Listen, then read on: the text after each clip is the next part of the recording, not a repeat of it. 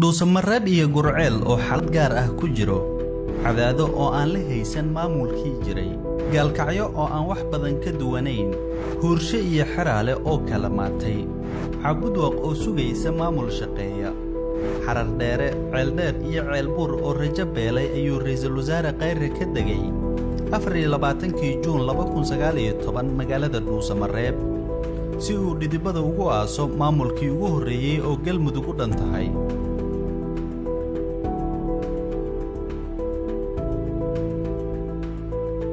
أفري لباتنكي جون لبكون سقالي طبعا سفر كرئيس الوزراء Khayre ee dhuusamareeb تضبي لباتنكي جون لبكون سقالي طبعا مدحوين حاف أيا أقلادي إن دولة فدرالك الصومالية أي هجاميسود اسمها galmudug loo dhan yahay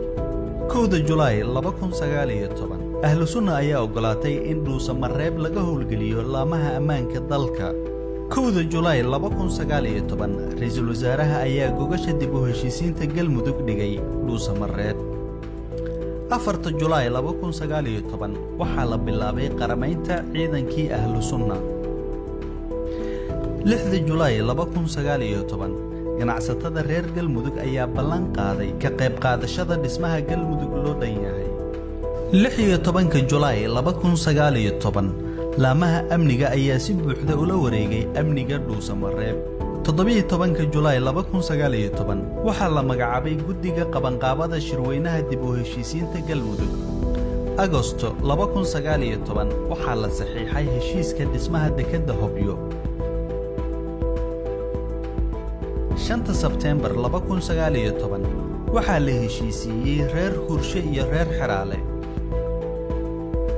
6 Sebtembar 2019 ra'iisul wasaaraha ayaa dhuusamareeb ka furay shirweynaha dib u heshiisiinta galmudug 17 Sebtembar 2019 madaxweyne Farmaajo ayaa soo xiray shirka oo ay ka qayb galeen 700 oo ergo oo ka kooban reer galmudug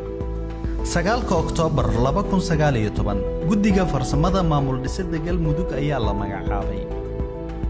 10 January 2020 xildhibaanada baarlamaanka galmudug ayaa la shaaciyay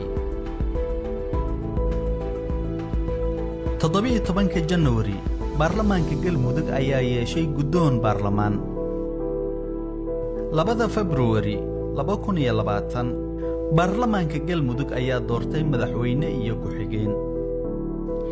ra'iisul wasaare Khayre waxa uu xaqiijiyay dhismaha galmudug loo dhan yahay markii ugu horeysay